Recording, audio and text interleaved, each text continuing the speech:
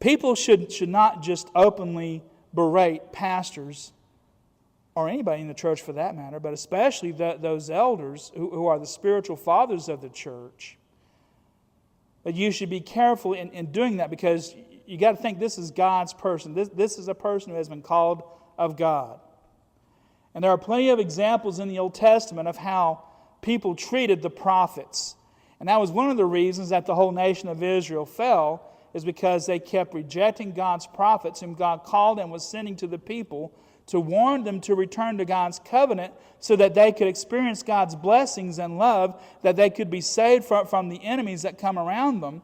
And if they wanted the blessings of God, if they wanted to be part of this covenant, then they should have listened to the prophets who were trying to help them and shepherd the nation and bring them back to God. But they treated them harshly. Some of them were killed. Isaiah, it doesn't say this in the Scriptures, but there's a tradition about him being sawn in two because he kept preaching and trying to get the people to come back to God. They were treated horribly. And God judged the nation because of it. Well, I think it's true for individuals. We need to be careful about how we come against a man God has chosen, or even a woman, as we've been talking about too. Going against a leader who is an elder, we need to be careful about how we do it.